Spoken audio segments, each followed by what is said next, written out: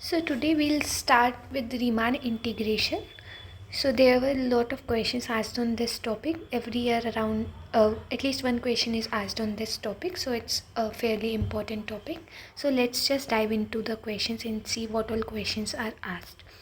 Also the pattern of questions, like for majority questions, it's similar only. That is, you're supposed to find the lower and upper Riemann integral, and in some questions they have directly asked you to prove certain results on Riemann integration, so we'll see that also. So let's see the first question. So the first question says that find the upper and lower Riemann integral for the function f, and the function f is defined on closed interval 0 to 1. So we have a function fx which is defined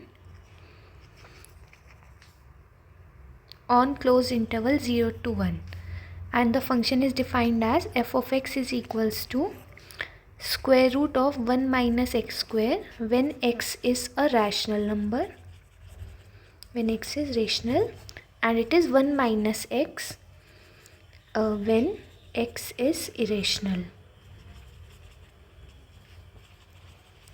And we're supposed to show that f is not Riemann integrable on this interval 0 to 1. So to show that f is not Riemann integrable, it's enough to show that its lower Riemann sum and upper Riemann sum are not equal. And also in the question itself they have asked us to find the upper and lower Riemann sum of this function fx. So we'll find and we'll just conclude that these are not equal. That basically gives us that function is not Riemann integrable. So for that our interval is basically 0, 1. So let us consider a partition of the interval 0, 1. So let p equals to 0 equals to x1 less than x2 and so on less than xn equals to 1 be partition of 0, 1. Be partition of 0, 1. Also it's equidistance partition, that is like the length of each part of partition is equal, that is delta of xi is equals to 1 by n. So we have partitioned it like that. Also I can just redefine my function, like rewrite my function fx as square root of 1 minus x square when x is rational, and it is square root of 1 minus x whole square when x is irrational. Now if you observe that for all x belonging to 0, 1, minus of x will belong to minus 1, 0. So from here we can conclude that minus of x will be less than or equals to x for all x in our interval 0, 1.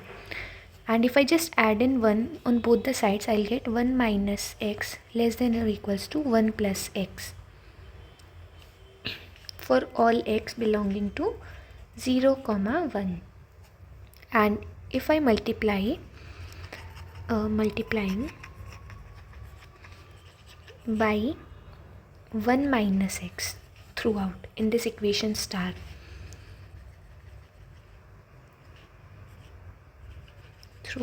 in star, so what we'll get is 1 minus x square less than or equals to 1 plus x times 1 minus x, and this is same as writing 1 minus x square less than or equals to 1 minus x square. Now if you observe that since my x belongs to open interval 0, 1, so from here I can say that my x square will also belong to open interval 0, 1. That is x square is less than or equals to 1 greater than or equals to 0. And if I just multiply by minus 1, it will be 0 greater than or equals to minus x square greater than minus 1. And now I can just add in 1 on both the sides, like in whole equation. So I'll get 1 less than or equals to 1 minus x square greater than or equals to 0. So from here I got that my 1 minus x square belongs to open interval 0, 1. That means this term 1 minus x square is a positive term only, so I can just take its square root from this equation. So if I take square root of this equation denoted by double star, so what I'll get is square root of 1 minus x square is less than or equals to square root of 1 minus x square. Now let's just name this equation as 1. Also let small r be infimum or minimum attained by fx in subinterval IR,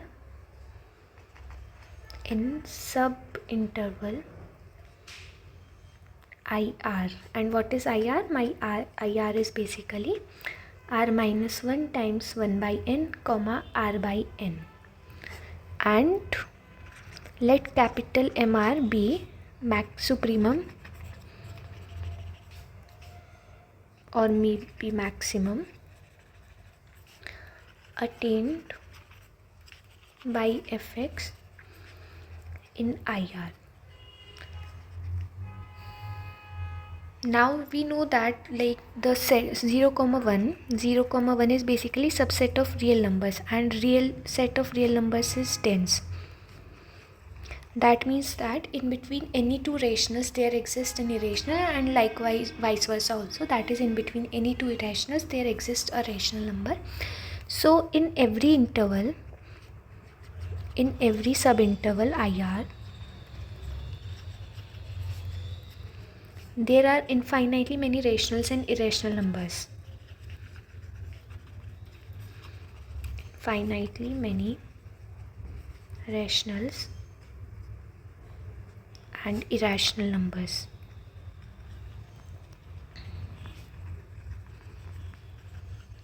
And we have just seen in equation number 1, that is this equation, that the value that function fx is taking for an irrational number is always less than the value that function is taking when x is a rational number. So using 1, my small m of r will be always equals to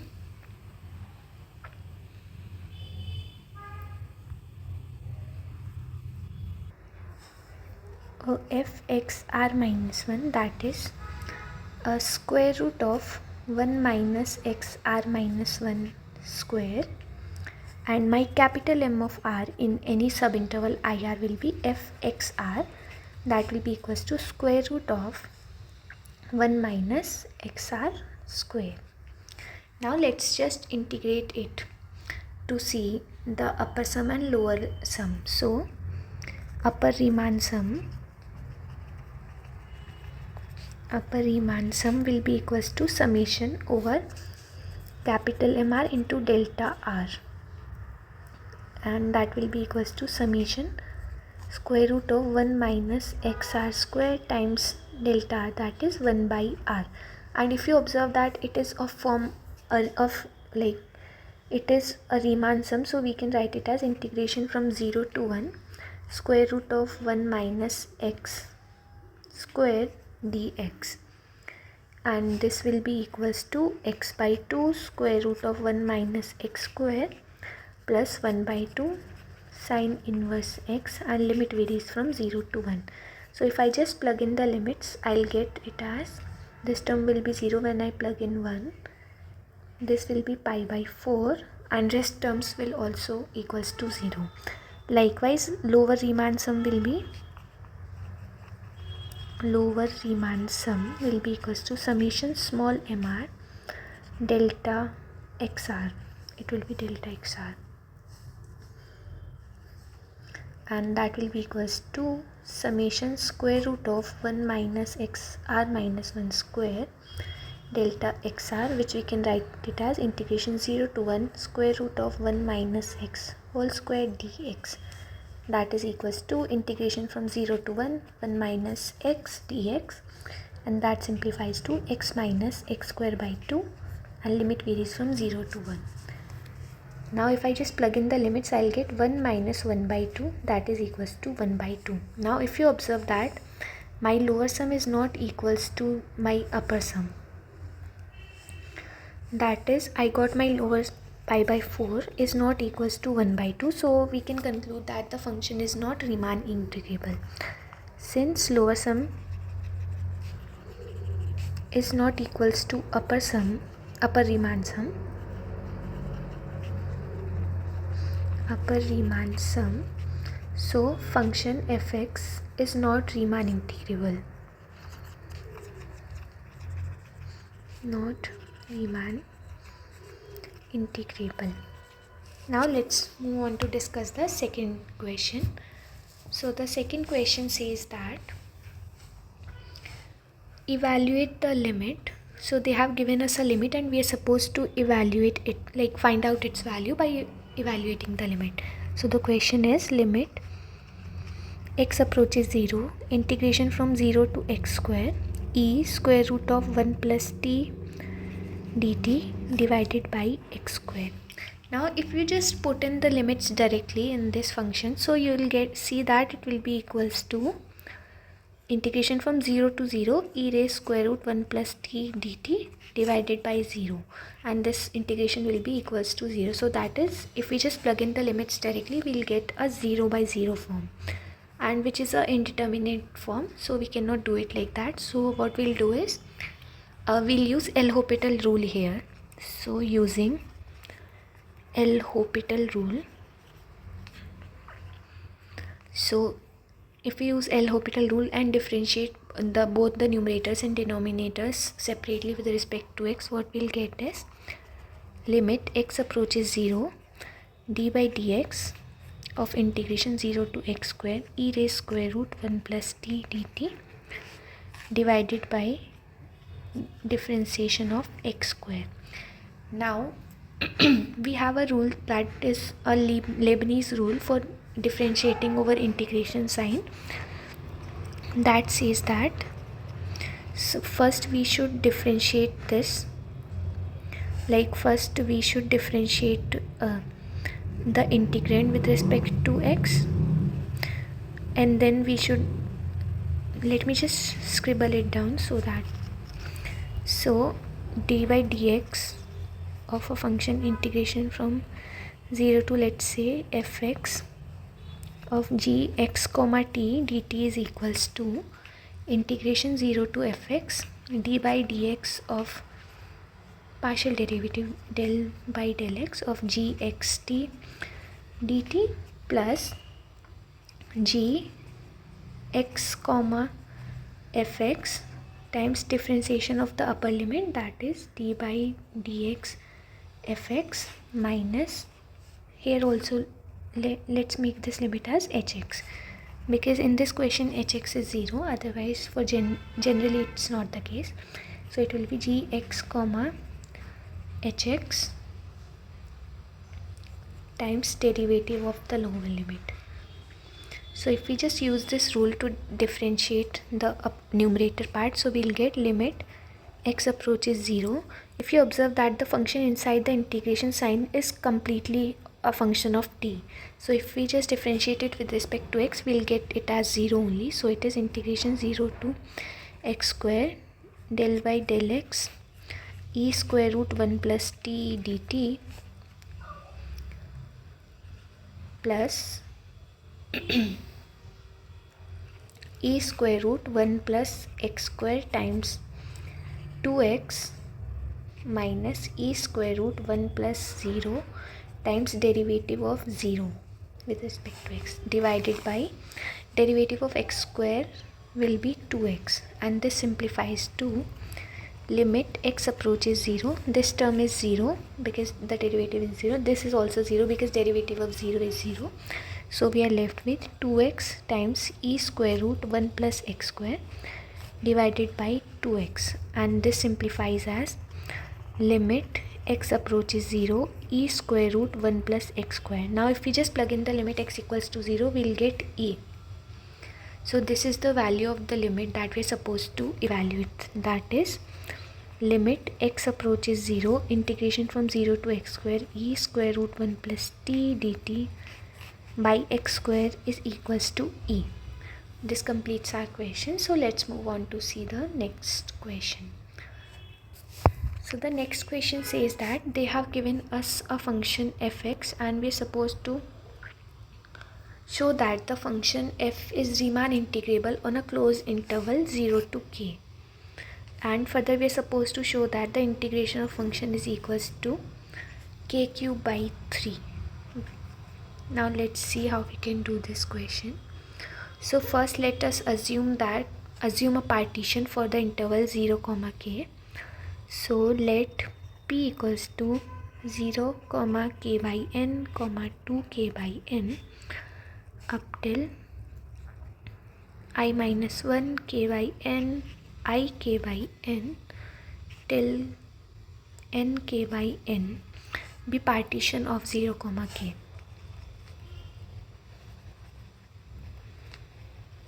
Be partition of 0 comma k. So any subinterval of this partition will be, let's name it as IR. So it will be r minus 1 k by n to r k by n. And here r varies from, r can take any value from 1 to up till n. So the length of any subinterval is delta xr. It will be r k by n minus r minus 1 k by n, that is equals to k by n. So length of each subinterval, that is in between two points of partition, is k by n.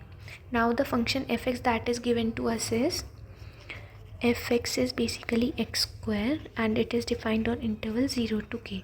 Now if you observe that fx is basically an increasing function. So fx is an increasing function on 0 comma k.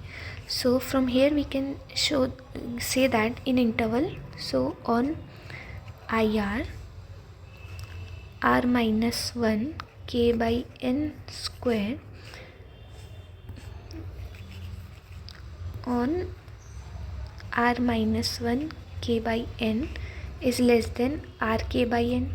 So because function is increasing, so f at r minus 1 k by n will be less than or equals to f at r k by n.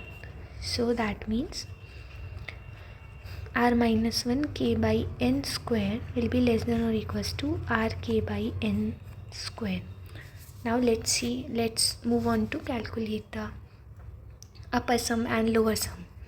So let capital MR be the supremum attained by function fx on interval IR. So that will be basically rk by n square because the function is an increasing function, and small mr will be r minus 1 k by n square. So my upper sum, that is denoted by UPF, will be equals to summation capital MR times delta xr, and here r varies from 1 to n. So it will be equals to summation r equals to 1 to n. My capital MR is r k by n square times k by n, which is equals to, since the summation is over r, so I can just pull out the terms involving k and n. So it will be k by n cube summation r equals to 1 to n, because r, k and n will act as constant because summation is over r, summation r square. And we know that we know formula of this, summation n square is equals to n times n plus 1 to n plus 1 divided by 6. So if we just use this formula, we'll get k by n cube times n plus 1 to n plus 1 divided by 6. So this is my upper sum, and my lower sum, let's denote it with LPF, that will be equals to summation r from 1 to n small mr delta xr. So that will be equals to summation r equals to 1 to n, small mr is r minus 1 square k square by n square times k by n. Again I can pull the terms involving k and n because summation is over r again.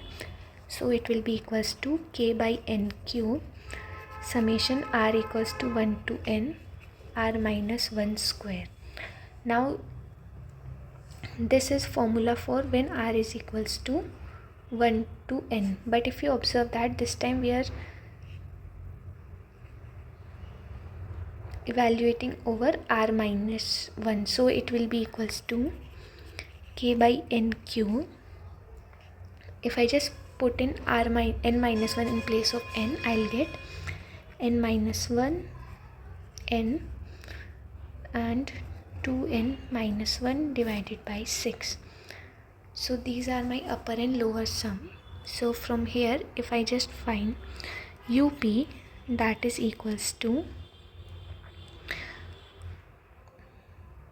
greatest lower bound of UPF, which is equals to limit n approaches infinity, UPF, that is limit n approaches infinity,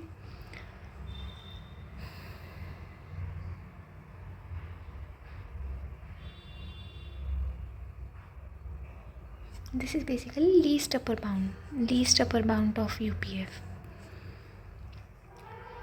LUB means least upper bound of UPF, so that will be equals to k cube by 6 and 1 plus 1 by n and 2 plus 1 by n. So that simplifies to k cube by 3. Likewise, I can calculate LP, that will be equals to greatest lower bound of LPF, that is equals to limit n approaches infinity LPF, that is k cube by 6. Let me just write the simplified form only. 1 minus 1 by n and 2 minus 1 by n. This limit also turns out to be k cube by 3. So from here I got my LP is equals to UP. So that means integration of 0 bar a fx dx is equals to integration 0 k bar fx dx. So my function fx is Riemann integrable and it is equals to k cube by 3, and that's what we are supposed to show in this question. That is, the function is Riemann integrable and closed on the given Riemann integrable, and the value of integration is k cube by 3. So this completes our question. Let's move on to discuss the next question. So the next question says that suppose the function f defined on closed interval a comma b to r is a continuous function, then show that f is Riemann integrable on a comma on interval ab. So it is one of the results on Riemann integration. That means that we're supposed to show that a continuous function on a closed and bounded interval is Riemann integrable. So let f defined on closed interval a comma b to r be a continuous function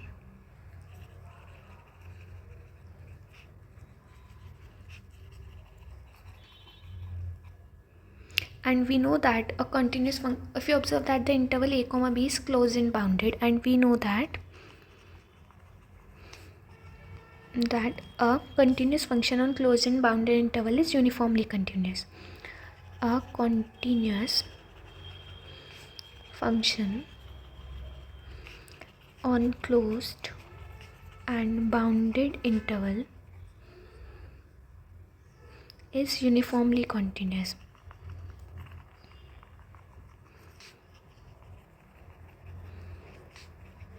So from here we can conclude that our function f that is defined on a comma b to r is uniformly continuous.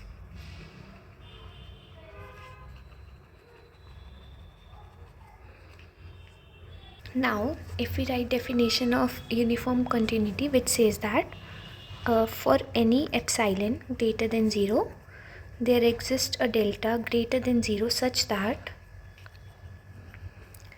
mod of fx1 minus fx2 is less than epsilon whenever mod of x1 minus x2 is less than delta. And here x1 and x2 are any arbitrary elements in closed interval a and b. That is x1 comma x2 belongs to a comma b, and these are arbitrary. So this is the definition of uniform continuity. Now in order to show that the function is Riemann integrable, if we show that the upper Riemann sum and lower Riemann sum are equal, so that basically is enough to show function is Riemann integrable. So for that, let us assume a partition of the interval a comma b. Let p equals to x0 less than x1 up till xn minus 1, xn equals to b, be any partition of a closed interval a comma b.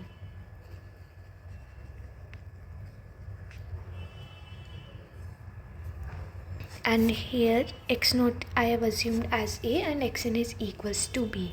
So my upper Riemann sum will be UPF, that will be equals to summation over k equals to 1 to n xk minus 1 times supremum of function over this interval, supremum of f at this interval, that is xk minus 1 comma xk, and this length is this is basically the length of subinterval xk minus 1 to xk. So this is the upper Riemann sum, and lower Riemann sum will be UPF summation over k equals to 1 to n xk minus 1 times infimum of function f in this subinterval, that is xk minus 1 times 2xk. Now if we just calculate this value, UPF minus LPF. Now if somehow we can show that this value, that is difference of upper Riemann sum and lower Riemann sum, is arbitrarily small, then we can conclude from here that function is Riemann integrable. So we'll do that only. So if we just calculate it, we'll get summation k equals to 1 to n xk minus 1 times supremum of f xk minus summation k equals to 1 to n xk minus 1 times infimum of f at. Now we can just pull out this term, that is summation k equals to 1 to n mod xk, like xk minus 1 times supremum of f minus infimum of f, and this supremum and infimum are at these subintervals, that is xk minus 1 to xk. I have just written supremum of f and infimum of f in order to save time. So let's name it as a star, or let's just name it as 1. Now if you observe that supremum, a function will attain supremum since, wait, let me just rewrite it. So we have our function on closed interval a comma b to r. So the function f will attain supremum and infimum as well, because this f of a comma b is a non-empty set, and both the supremum and infimum will lie inside a closed interval only. And we have seen using definition of uniform continuity that this is like function value of two, like difference of two function value at any two arbitrary points is less than epsilon. So using this, if I name this equation as star, so using a star, supremum of f at xr minus 1 to xr minus infimum of f at xr minus 1 to xr is less than epsilon. And this summation, if we observe this summation, that is summation over r equals to 1 to n xk minus 1, this whole term will be, this difference will be less than b minus a by n. So using these two relations in equation 1, so we'll get UPF minus LPF as less than summation over summation over k equals to 1 to n b minus a by n times epsilon. And how this is less than 1 by n? Because the a difference in between any 2 points of partition is less than b minus a, and there is summation also here, k equals to 1 to n. And if we just use the summation here, so it will be equals to b minus a times epsilon. So we can choose our epsilon dash as,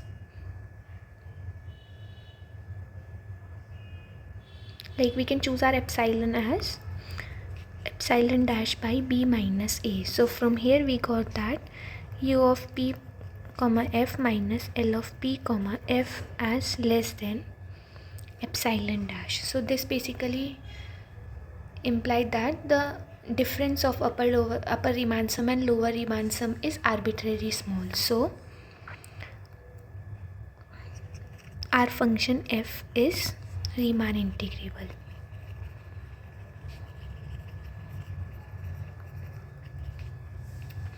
So this completes the proof of the theorem, which states that any continuous function on closed and bounded interval is Riemann integrable.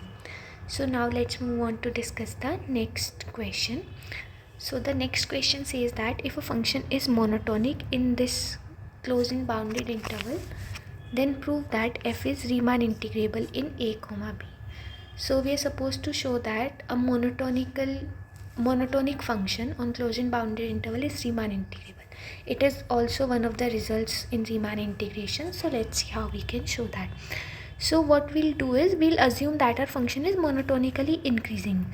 The proof for monotonically decreasing also follows on similar lines. So we can assume that without loss of generality, let function f defined on closed interval a comma b to r be monotonically increasing.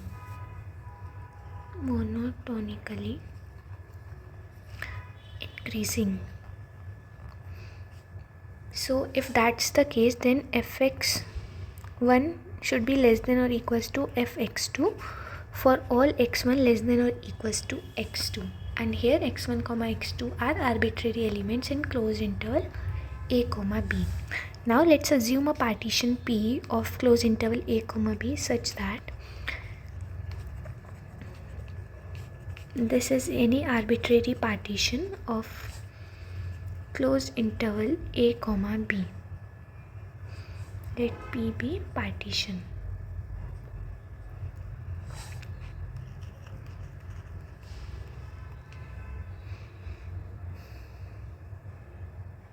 Now if you observe that we have assumed that our function fx is monotonically increasing, so on any interval ir, that is equals to xr minus 1 times xr, my f of xr minus 1 will be less than or equals to f of xr, because my xr minus 1 is less than xr, and this is because f is increasing function, monotonically increasing function.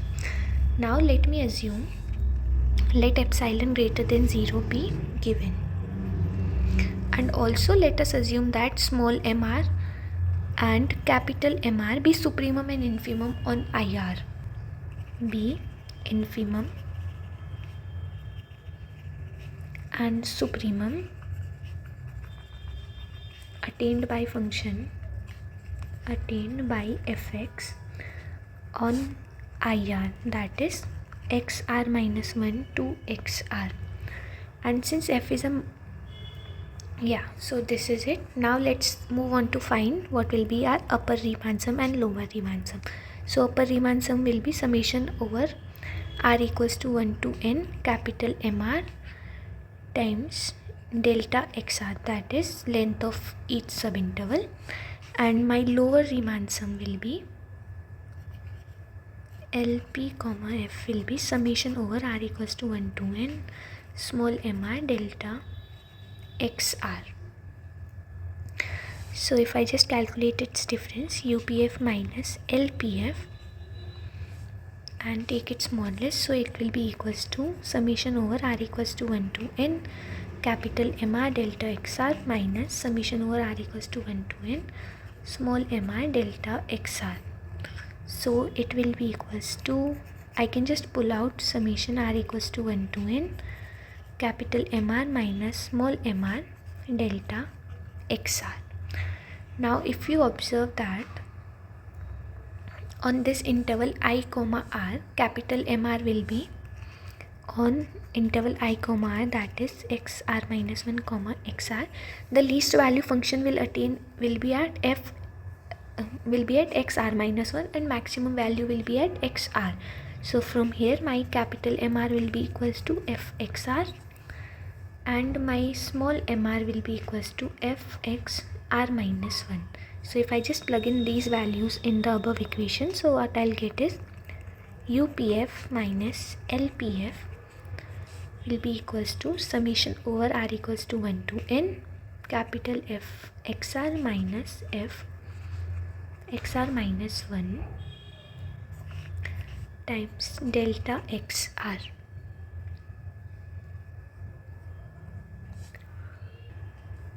So this is what I'll get. Now if I assume my delta xr, that is delta xr, to be less than or equals to epsilon by fb minus fa plus 1. I am assuming fb minus fa plus 1 because what if our function fx is a constant function, that is also an increasing function, right? Monotonically increasing function.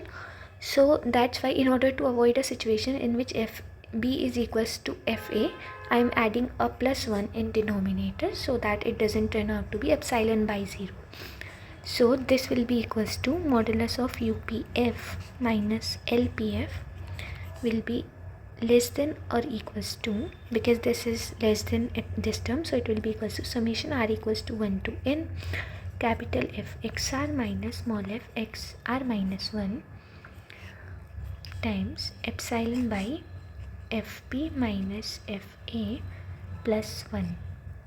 Now if you just open this summation, so what you'll get is f of x1 minus fx0 plus fx2 minus fx1 and so on, and you'll get it up till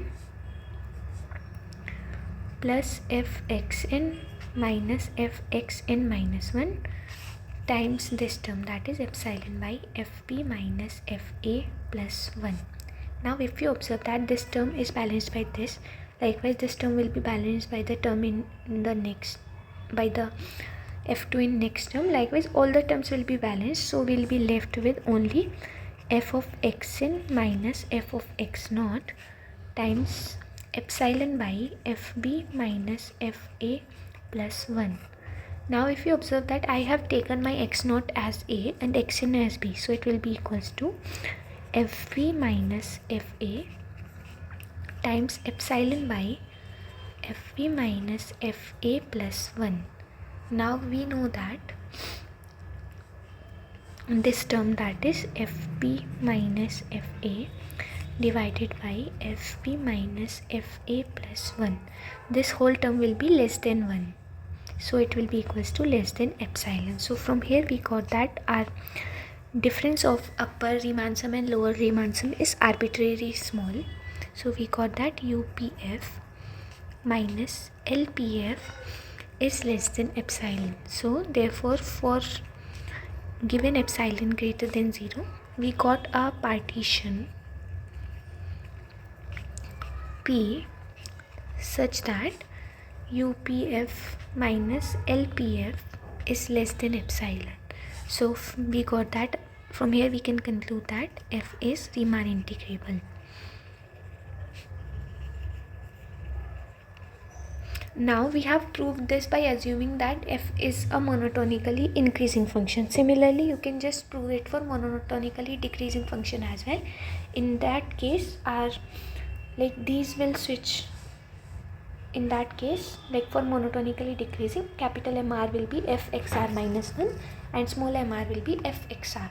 So that's the only difference, and accordingly you can just carry forward the proof. That's the only change that you'll get in this. So let's move on to discuss the next question. So the next question says that test the Riemann integrability of a function f defined by this. So the function fx is function fx is defined as 0 when x belonging to rational numbers, and it is 1 when x belongs to r minus q in close interval 0, 1. So we are supposed to check if it is Riemann integrable or not.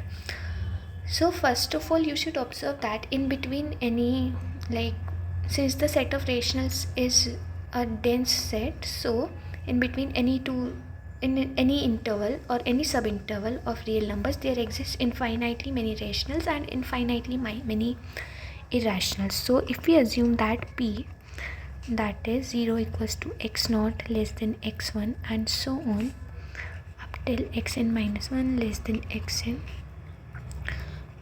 equals to 1, if this is any partition of close interval 0, 1, be in partition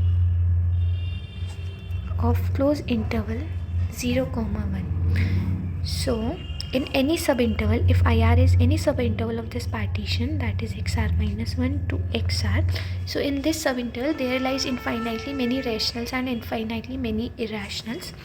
So my MR in each case will be 0 and my capital MR in each case will be 1, because that's big, since there are infinitely many rationals and irrationals, so there will exist at least one rational in this subinterval, and since the function can attain either value 0 or 1, so for that rational this function will take value 0, and that's the least value it can take, so my infimum will be 0.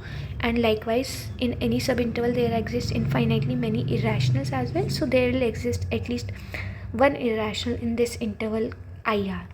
So from here we can say that capital MR, that is supremum of this function on this interval, will be 1.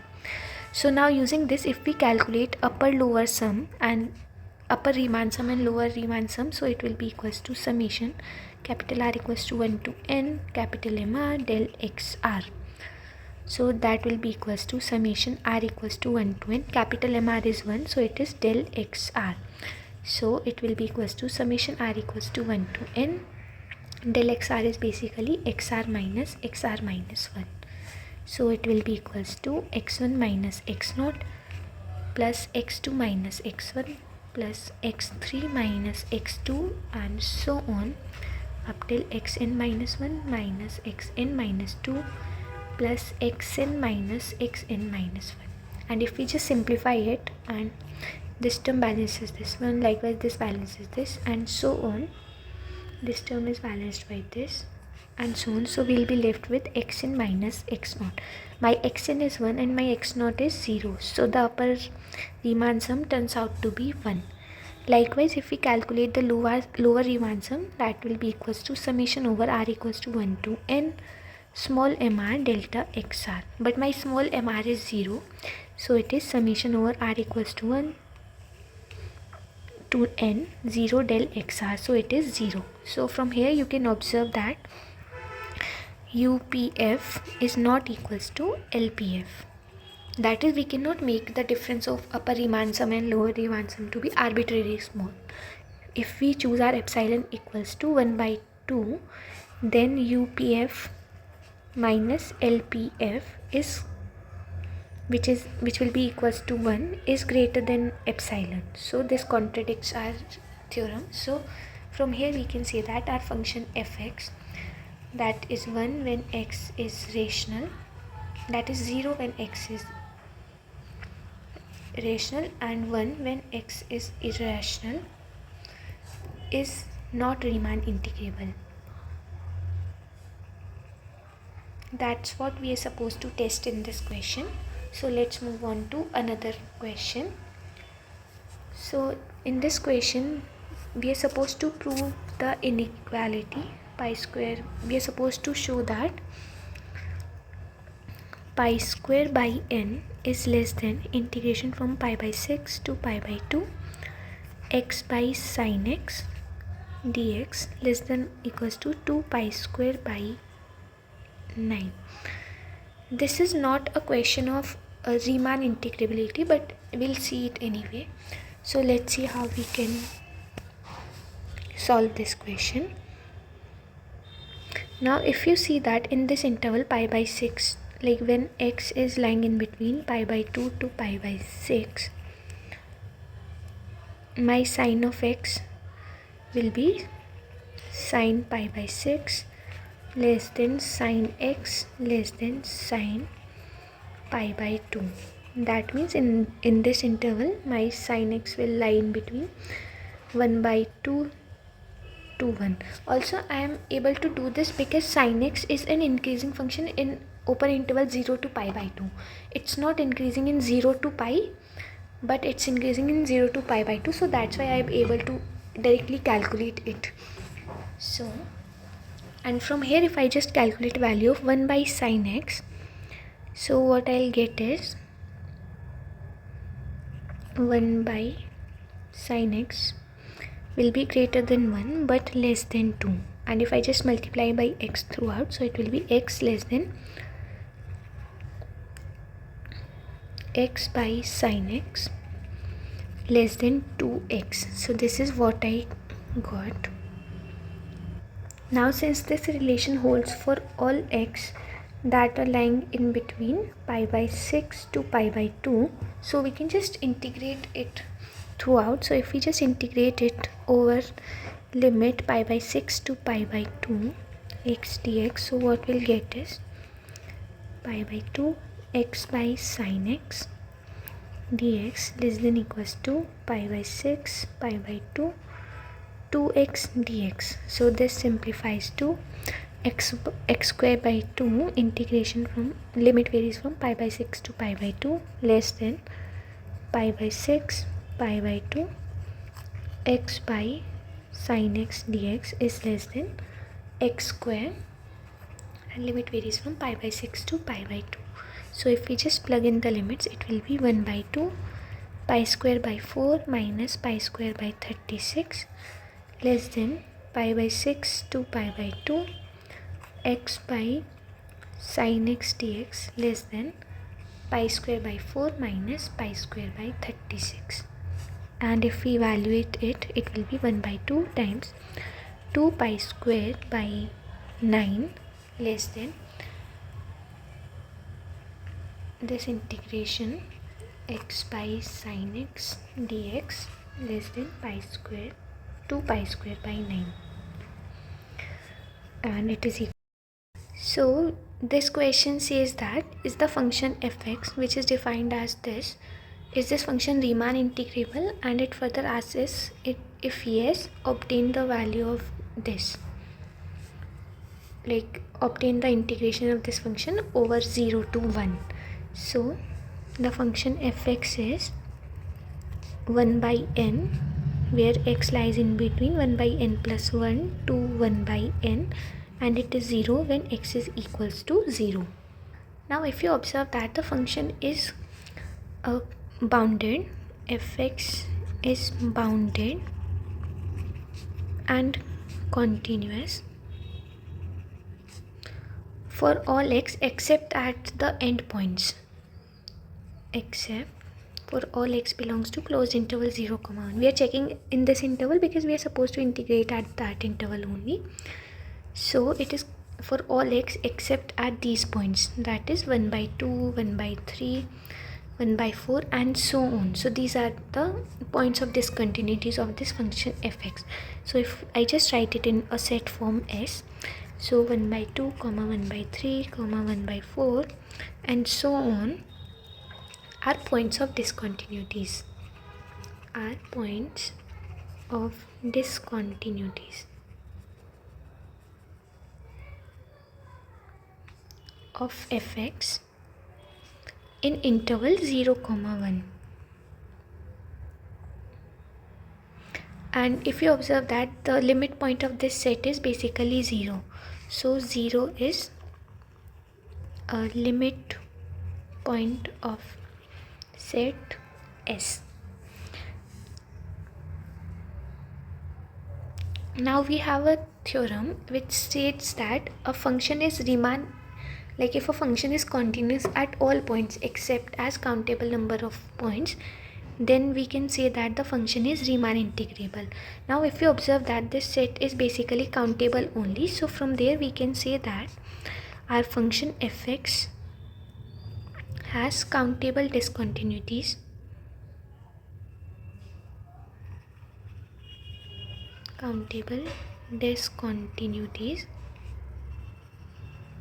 Also this has a limit point as well. This set has a finite limit point and S has a finite limit point. So from there we can say that our function fx is basically Riemann integrable.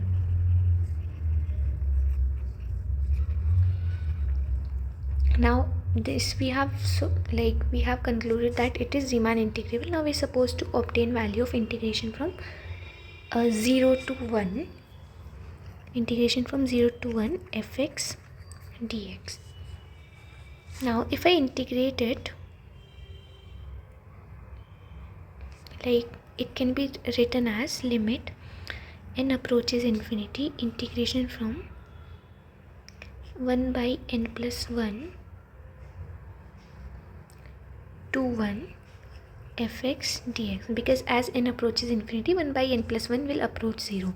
So what we'll do is we'll first evaluate this integration and then we'll just plug in, we'll evaluate the limit in order to find the final value of integration.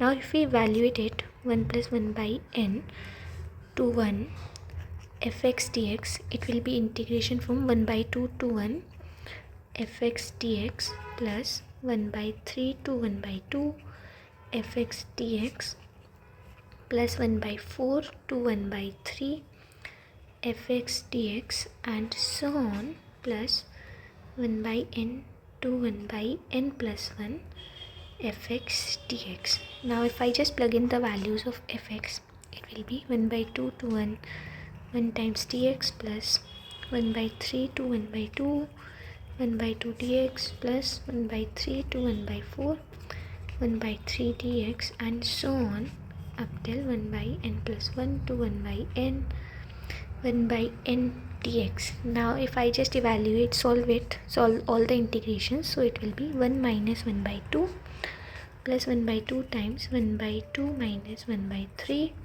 plus 1 by 3 times 1 by 3 minus 1 by 4 and so on 1 by n times 1 by n minus 1 by n plus 1.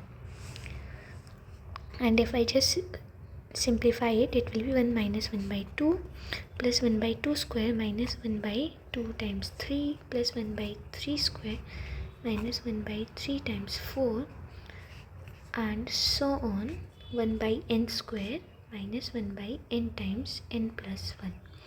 Now if I just club in all the positive terms together and all the negative terms together, so what I'll get is 1 plus 1 by 2 square plus 1 by 3 square and so on up till 1 by n square minus, I'm just taking minus common, so it will be 1 by 2 plus 1 by 2 times 3 plus 1 by 3 times 4 and so on up till 1 by n times n plus 1.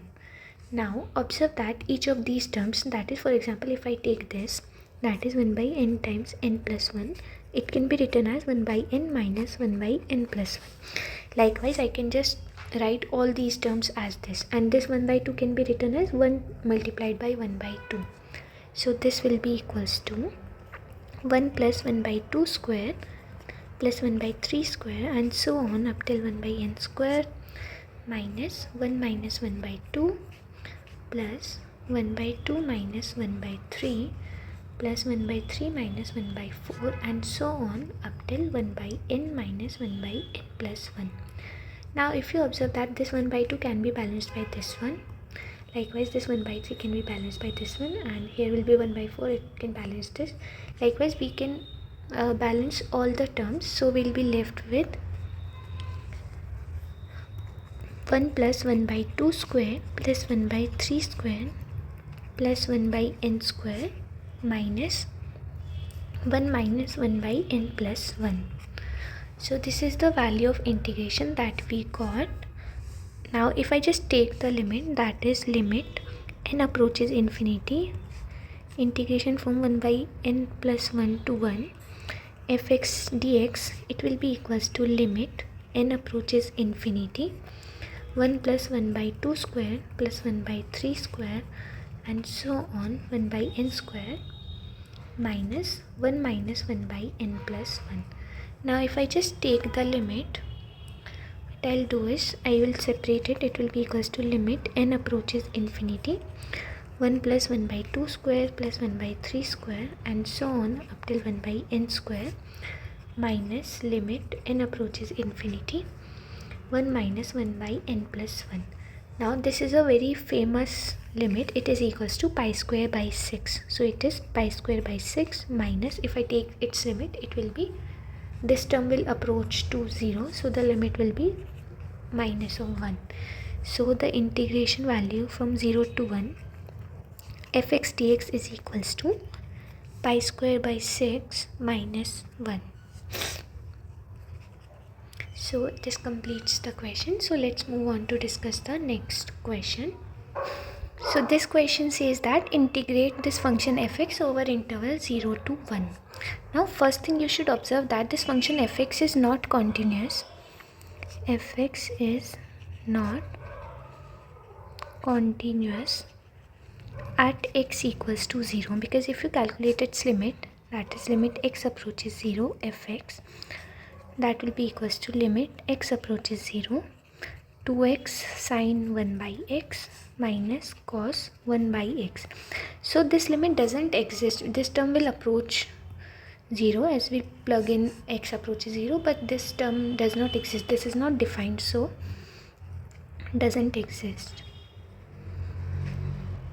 So this function is not continuous at x equals to 0. So what we'll do is, if you observe this function gx, that is equals to x square sine of 1 by x, and here x belongs to 0 to 1 and it is 0 at x equals to 0. This function is basically, you can check that gx is a differentiable function.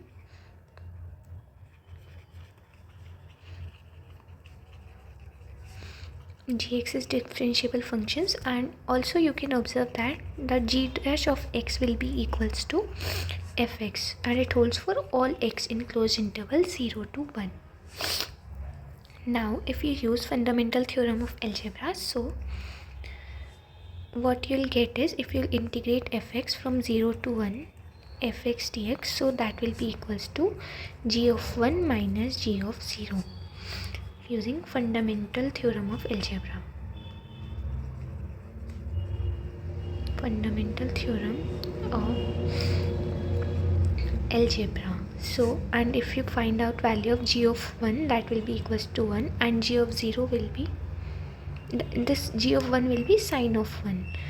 It is sine of 1 minus g of 0 will be 0 only. So this integration is equals to sine of 1.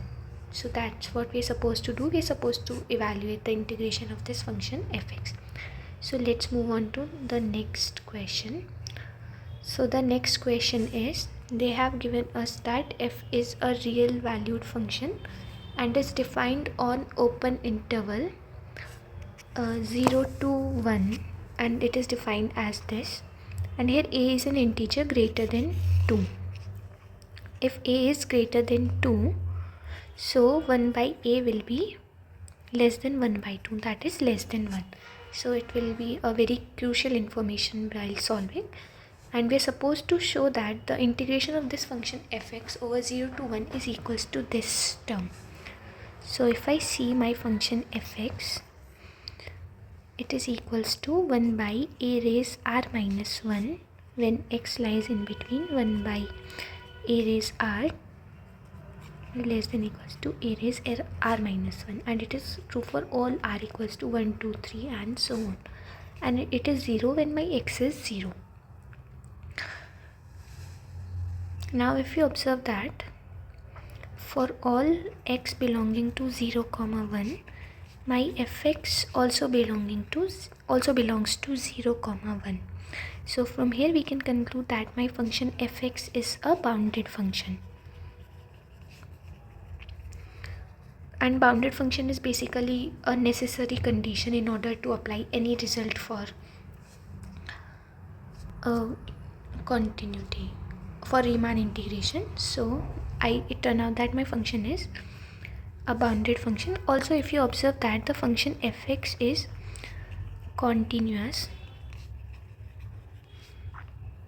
at all x belonging to 0, 1 except at these points, except at points that is 0, 1 by a, 1 by a square, 1 by a cube, and so on. So if I write it as in a set form, it will be 0, 1 by a, 1 by a square, and so on. So this is set of discontinuities.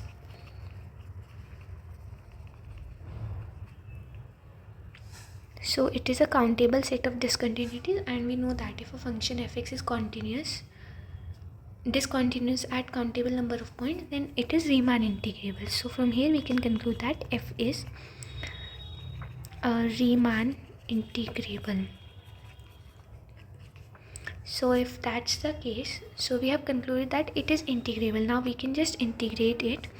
So if we are supposed to integrate it over 0 to 1, over 0 to 1 fx dx.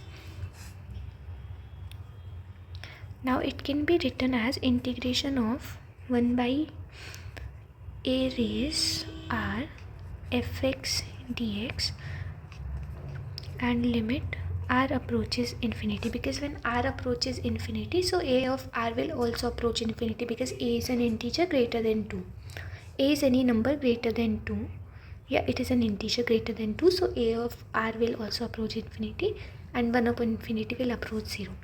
So like we did in a previous question, we'll evaluate this integration first, and then we'll just find out the limit of that. So it will be equals to integration from 1 by ar to 1 fx dx will be equals to 1 by a to 1 fx dx plus 1 by a square to 1 by a fx dx plus 1 by a cube to 1 by a square fx dx plus, and so on up till 1 by a raised r to 1 by a raised r minus 1 fx dx. Now if I just plug in the values of fx for each integration, so it will be 1 dx plus 1 by a square to 1 by a, it will be 1 by a dx, and so on up till 1 by a raised r to 1 by a raised r minus 1. Here it will be 1 by a raised r minus 1 dx.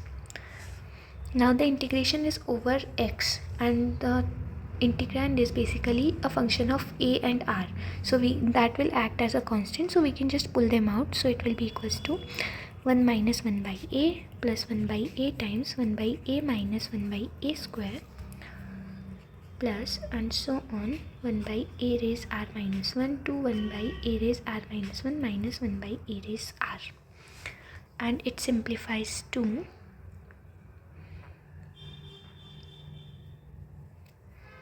1 minus 1 by a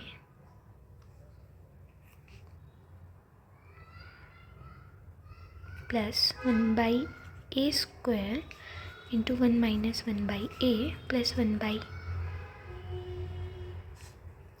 a raised 4 to 1 minus 1 by a, and so on 1 by a raised 2r minus 1 to 1 minus 1 by a. Now you might be confused how we got, why we didn't get 1 by a raised 3, because if you observe, the next term here will be 1 by a square times 1 by a square minus 1 by a cube. Now from here you will take 1 by a square as common, so that will give you 1 by a square times 1 by a square times 1 minus 1 by a, and this will be equals to 1 by a raised 4 1 minus 1 by a. And likewise for in each increasing integration, the thing that you are taking out as common will increase by factor of 1 by a square. So because of that we'll have only even number of power of a. So if I pull out 1 minus 1 by a from throughout this term, we will be left with 1 plus 1 by a square plus 1 by a raised 4 plus 1 by a raised 6 plus so on 1 by 2 1 by a raised 2r minus 1. Now if you observe that this is basically a geometric progression with common difference 1 by a square, so it will be equals to 1 minus 1 by a 1 minus 1 by a square raised r divided by 1 minus 1 by a square. So the term in denominator can, like in that I am using a relation a square minus b square, so that will give me 1 minus 1 by a square raised r divided by 1 minus 1 by a times 1 plus 1 by a, and I can just balance out 1 minus 1 by a, so I will be left with 1 minus 1 by a square raised r divided by 1 plus 1 by a.